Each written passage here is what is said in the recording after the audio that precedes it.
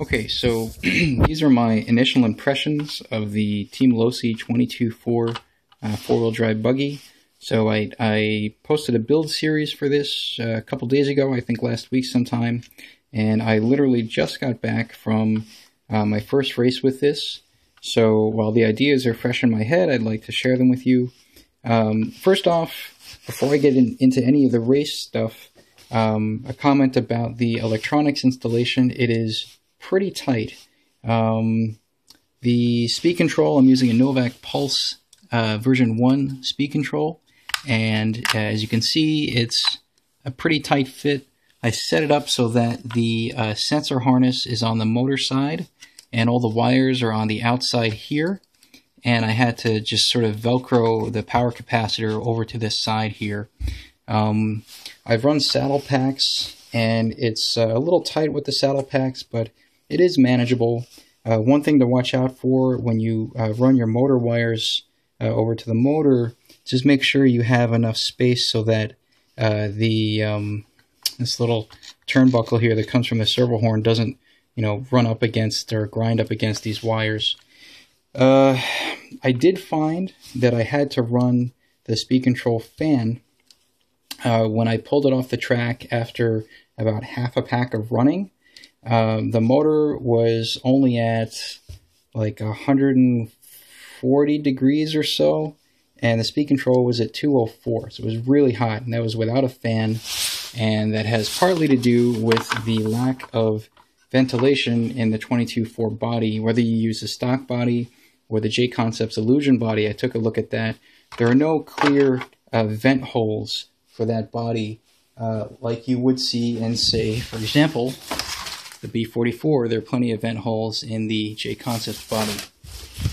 So that's just something to point out. Make sure you run a fan, or if you want to really hack away at this body, maybe cut open a vent hole right about here or so just to let air flow in.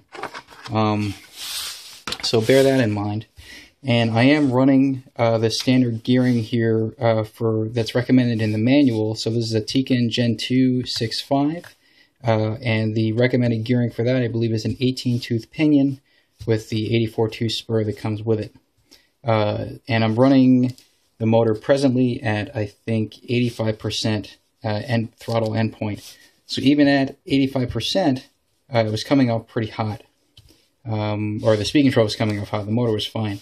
I was a bit surprised by that because I felt that, with the tight as assembled belt tension, that the motor would overheat, but actually the motor was fine. It's really a speed control.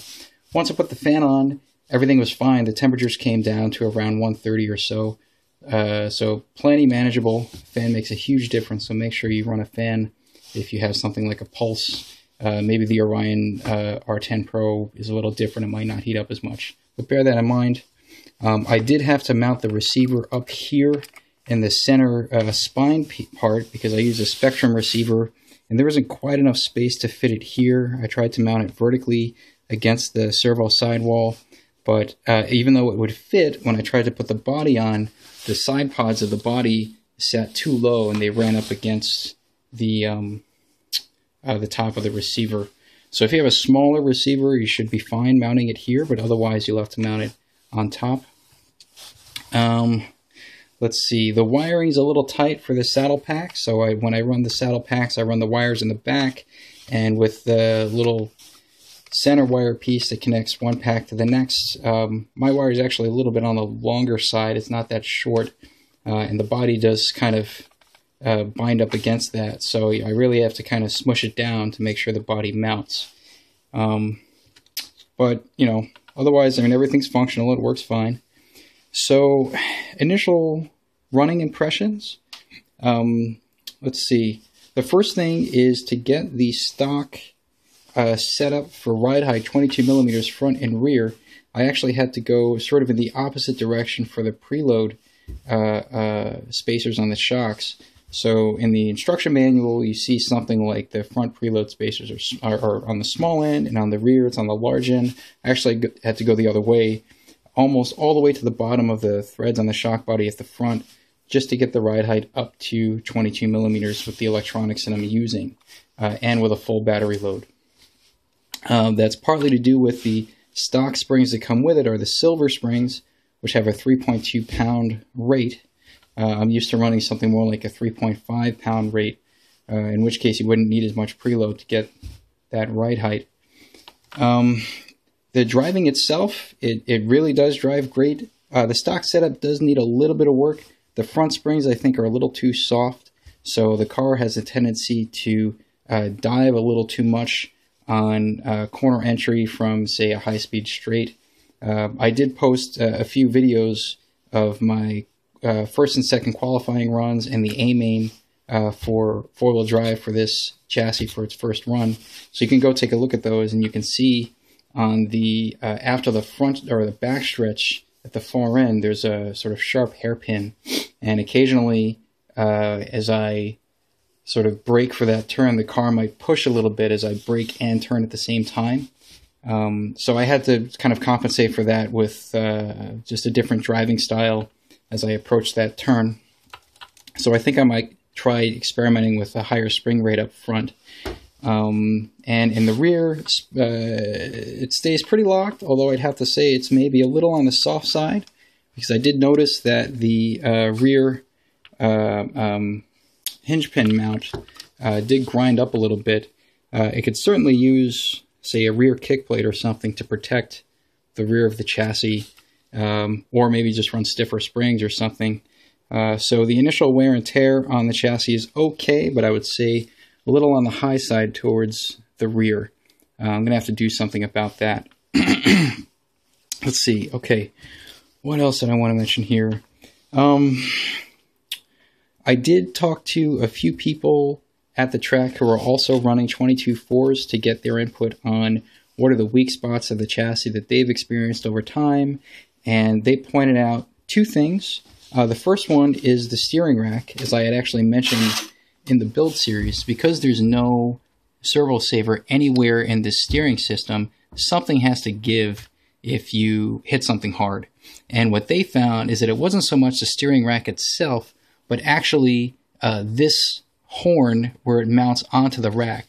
So this particular horn has a square mounting sort of opening onto a square mount piece on the steering rack here, very similar to the Losi XX4 way back in the day. And what those guys found is if you run, say, the aluminum horn here, you can actually strip out that square part, and so you end up having to replace both this horn and the rack in order to repair that. What one of the guys found is that by running an aluminum horn here, an aluminum horn here, and an aluminum rack, everything is okay. He has yet to break a plastic steering knuckle by running everything else aluminum. As you'd expect, if this is all aluminum, a steering knuckle will be the next thing to go. But he hasn't had any problems there. But once again, you got to be careful. If that plastic knuckle doesn't give, then you might end up breaking your steering servo, even though your servo has metal gears. So be very careful about that. I was lucky enough not to break anything on my first run. The other thing they pointed out was that this, maybe it's a little hard to see, this little brace here that holds the front of the inner hinge pins also has a tendency to break. And apparently these are all on back order if you try to find them online, at least from what I've heard. I haven't fact-checked that. But this aluminum piece is not milled aluminum, it's cast aluminum, and so it's not as strong as a milled aluminum piece, and these do tend to snap. So be careful about this. I had heard that there might be a titanium piece for this, a replacement. Either it's already out or it'll be coming out soon, so keep your eyes open for that. You might want to pick up a few if you can. So definitely watch out for that. And I think those were the main things for the weak spots. Again, the steering rack here, this little square mount piece, and this spot here. I would say that the car eats front tires. I mean, it really eats them. So these are Proline M3 Suburbs, front and rear. And normally at my track, we run M4s, you know, maybe like M4 Electrons or M4 Ions, maybe M4 Scrubs if people have those. But these are M3. They're a harder compound, and even still, after roughly 1 pack's worth of practice, 2 qualifying runs, 6 minutes each, and an 8-minute main. The tires are almost completely bald at the center here, and I did expect these to last longer. M3 Suburbs on my B44 did last much longer than this. This is after 1 day. I now have to take these tires off the rims and mount something else. I might try to run maybe an MC, like a clay compound front, or maybe an X2 front if I could find scrubs in that compound. Those might be a better way to go. They're a little harder, maybe less front grip, but the wear will be much better. As far as the driving goes, this is a really nice car to drive.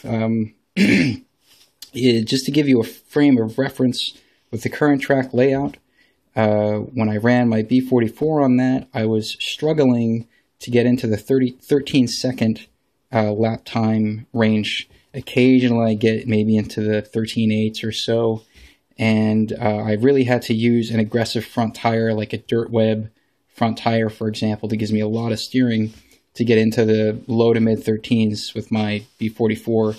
And that was not every lap. It was just, once in a while I get into the low to mid 13s. With this chassis, with the stock setup, and with these M3 Suburbs front and rear, I was very easily, time after time, hitting like 13.1s, 13.2s. My fastest lap time was around 12.5 to 12.7. So a very big improvement in my consistent lap times, as well as my lap record, my personal lap record. So really nice to drive, plenty of steering. It actually reminds me a lot of my B5, except that this is a 4-wheel drive chassis, but it drives a lot like a 2-wheel drive buggy as far as the steering goes. Plenty of steering. I really like it. I have to say it's definitely worth a try if you're interested in it. Although in complete fairness, if you go look at the 4-wheel drive A-main video that I posted from tonight, even though I did TQ, I was a little nervous during the A-main, so I didn't do so well during the main, and I was beat by a guy with a Durango 410, which was, equally paced to this, if not a little bit faster.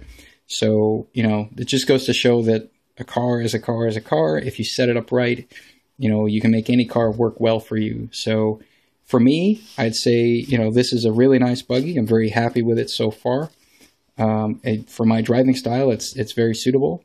We'll have to see over time how reliable it is, in particular with the steering rack and this front little brace piece here, and also with the drivetrain, how the belts and the diffs wear in.